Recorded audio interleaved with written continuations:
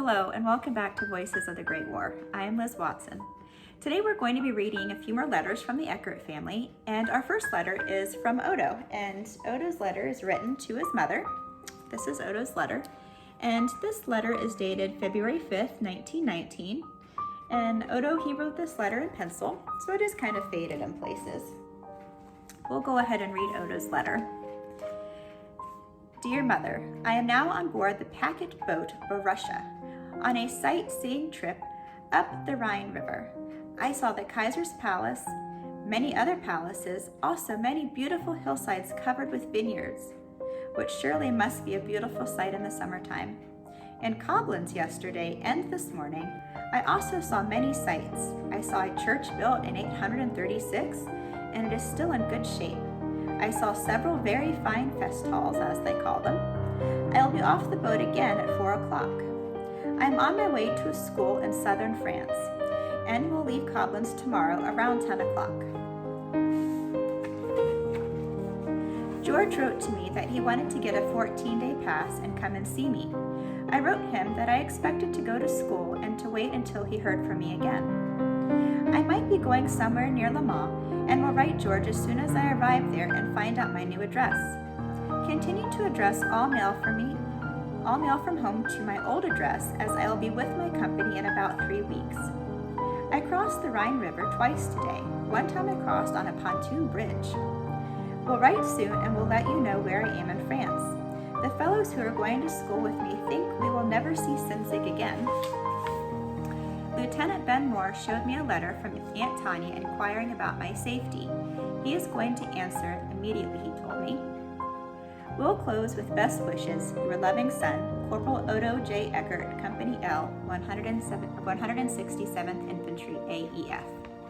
So, from Odo's letter to his mother, we are learning that he is getting to do some sightseeing, which that's good for them. You know, they're finally getting to see a bit of the countryside, they're getting to see the architecture, so it's nice that after everything that the boys have endured, that they are getting a bit of opportunity to enjoy themselves while they're over in Europe after everything that had gone on. So it's nice that we get to see that they're doing that. And Odo got the chance to see a church from 836, which must have been an amazing sight considering, you know, he is an American boy who never saw architecture quite that age. So it is good that he's getting that opportunity. And also his family comes from Germany, so it is nice too that he is able to see some of the sites that his family had lived around for centuries, more than likely. So it's good for Odo. The next letter we have is also from Odo to his mother, and this one's dated a couple days later. It's actually February 9th, 1919, and it is another letter written kind of in pencil, and it's a little bit of a shorter letter, this one. And it reads, Dear Mother, I am now going to school in Châtillon in Sienne, France. I'll be back with my company sometime in March. There is a rumor that our division is on the sailing list for March, so I may be on my way home soon. Will not write home for 2 or 3 weeks now, or until I move from here, as I will not be receiving any mail here. Will leave with best wishes to all from Odo, Company L, 167th Infantry. P.S. Had a 2-day stay over at Koblenz on my way here, and took a trip up the Rhine River. So really that was a pretty short letter from Odo. He's really just giving his family an update. He's in school now in southern France, and he's getting to see that part of the world, so that's nice, and probably learning new things in the school that he's attending. So again, it's nice to hear that he's getting to do those things. So our last letter is from Aunt Tanya. Now, Aunt Tanya, we have come to learn, she likes to write very long letters home, or very long letters to Odo. So this is Aunt Tanya's letter. It's actually 5 pages long. The 5th page is in the book there, but yes, so 4 pages long. So Aunt Tanya's letter to Odo reads, and it was dated Sunday, the 23rd of February, 1919, and it reads, Dear Odo, your letter dated January 9th was received last week while I was in New York. I would have answered it sooner, but as the letter had gone to your home and was only returned to us yesterday, we are anxious at both ends to hear from you boys. Anita either takes our letters out so your folks can read them, or vice versa. We are anxious too, especially for you to send pictures. Those you received recently of yourself are very good. The one with you standing was evidently taken in front of a YMCA, judging by the brick fence with electric bulbs. It looks very modern. I had also received your letter of January 2nd. One of the previous dates to Aunt Mary was the first we had heard from you since one dated October 25th. It seems so long a time, and we are very much worried. After hearing the sad news about Carl, I therefore tried to get in touch and have written our congressman, also the War Department at Washington, D.C. and Red Cross headquarters.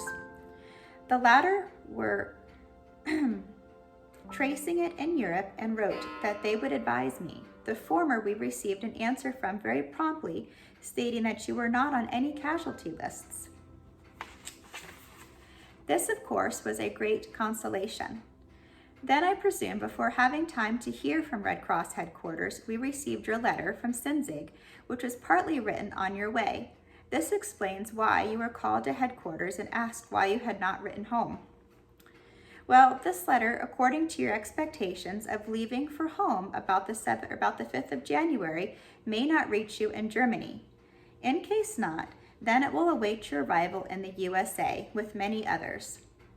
As there is at least one a week that goes out to you from here, and I know Martha and the twins certainly have been on the job, more so than Anita, but even she writes occasionally. We all feel very badly about Carl, and fully realize that you are too far away now to go see his burial place. Besides, we since have had more news about it and will have to await developments. There is some talk of bringing the bodies back. I think there was also some notice of it sent to your parents from Washington, which I haven't seen yet. It certainly was regretful that you were so close to one another at that time but did not get to meet. It was very nice of his lieutenant writing the letter, which you likely heard we received on December 31st. We certainly all feel a great loss, but are very thankful that both you and George were spared. You certainly were fortunate, as you say you were not hurt in the least. We watch the papers closely and as yet see nothing regarding the occupation army coming back. Even if being detained over there, don't lose your patience. Always do the square thing and you will fare best in the end. Now that spring is approaching, everything must be very beautiful in that part of the world. We are glad to hear that you are nicely located, and from your pictures it seems to agree with you. Hope you will get the opportunity to see the surrounding country, since you are so near. If by chance you get to Darmstadt, we have relatives there, a cousin married to a man named Schneider, who is a wagon maker. I am glad you received the check and the one your father sent out. Keep up writing to George and to us all. He seems to be keeping busy. He says they are always bringing horses to Le Mans, and now does not think he will leave until May. The ocean voyage may be more pleasant by that time, as heavy storms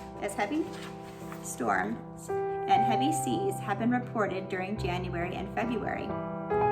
Henrietta Jagant, her brother, is home on a 10-day furlough from Great Lakes Camp. Chris is still in the Forge, France with the 80th Division. We'll close hoping you are well and will soon be on your way home. Should you be at any camp near New York City, I am usually there about the middle of the month. You can find out by calling the Boggs and Bull office in New York, which is in care of Mr. George Sloan, telephone 6943, Madison Square. A soldier recently returned told me that they were given 4 to 5 hours each day leave to go to the city while being at a nearby camp. I thought I would let you know, as by chance I might happen to be there on business at the same time. Wishing you a safe and speedy return. Remain with love and good wishes. Love, Aunt Tanya. So yes, Aunt Tanya's letter was pretty lengthy, but in it we see that maybe Odo might have got called to headquarters and gotten a little bit of a scolding for not writing home more frequently and kind of causing his family to worry there for a while.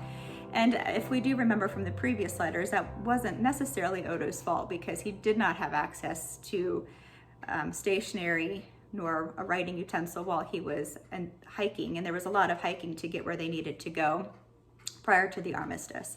So a lot of that, again, it wasn't Odo's fault, but it sounds like he might very well have gotten in trouble for it anyway.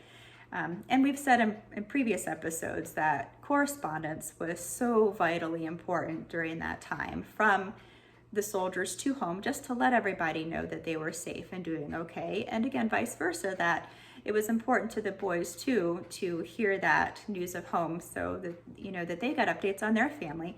And at the same time, that World War I was occurring at the end of it. You know, we had the influenza epidemic sweeping through the world. So there was probably a great concern about that too, hearing news from home to make sure that everybody was safe there as well.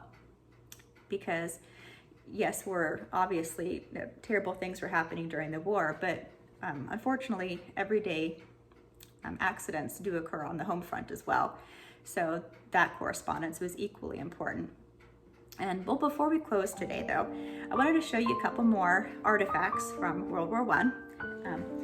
So what I have today, they're actually both the same thing, but they're German. And they called them souvenir belts.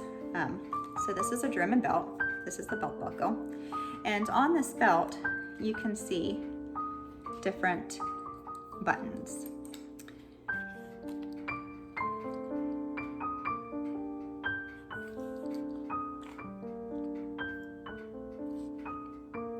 And I have another one as well. And it's another German belt as well.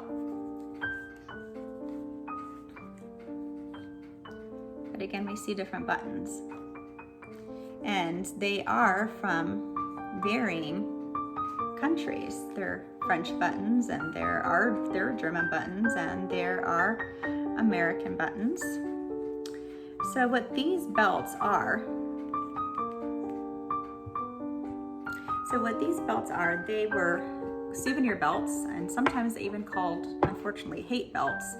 And what they are, so when the soldiers would find bodies, or find the dead, or even sometimes they were people who they had even killed in the war, they would take the buttons and they would put them on these belts as souvenirs. And again, souvenir belts. And sometimes they are, even some of these buttons, again, they were German buttons, which probably lead me to believe that maybe in remembrance as well, not just out of, taking them from the opposite side, or the enemy rather. So they would collect those buttons and put them on their belts. And another name for it was a trophy belt as well. So, and it makes you wonder too, and you have to think about how hard it must be. So, the soldiers, a lot of them, they were just average men and boys that had come off farms, that had come out of some factories. And, if they killed anything at all, they were hunting. They were gonna maybe kill a deer for food, they would kill a rabbit, but the idea of killing another human being, and this is on both sides. And then you have these young men and, thrown in, and not just young men, but older men, thrown into this war, this situation where now they're being told to kill the enemy. And with the Germans, they were told to do that. They were there for 4 years, and some of them spent every minute from 1914 to 1918, if they started out in the very beginning, doing just that, killing the enemy. So after the armistice and after, the war is done, you're left with, how do you return to a normal life where that's not your goal anymore? Your goal is not to kill the enemy. You don't have an enemy. Your goal is to just go back to your farms, your factory work. And I imagine it must have been very hard to just all of a sudden flip that switch, where your goal one day is to kill the man across no man's land, and today that's not your goal. Your goal is to be just an everyday normal person going to work. And so that must have been, I can imagine that must have been a very hard thing. And no matter what war it is, if it's World War I, World War II, Vietnam, the war that we are in the Middle East. I mean, it must be very difficult to turn that off, and it's got to be very hard on people. So yes, those belts came home. So those, again, trophy, souvenir, paid belts. And also we did see in that, or we read in Anita's letter, Aunt Tanya's letter, that she had mentioned how there's family where you are, Odo. Maybe you can, if you have a chance, maybe you can see them. So again, just a little bit ago, and prior to November 11th, that family was considered the enemy. And today, on February 23rd, 1919, just a little over 3 months later, now he's able to go to see them as family. And so that must have been, it had to be very hard that you're fighting your family one minute and you're not allowed to, you can't admit to being their family, and then the next minute, now it's okay. So yeah, that had to be probably very strange for Odo, and I imagine a lot of the other American soldiers who were German at that time, or the other nationalities that were considered the enemy. Well, so that is the last part for today, and thank you for joining me. I'm Liz Watson, and this was Voices of the Great War. Until next time.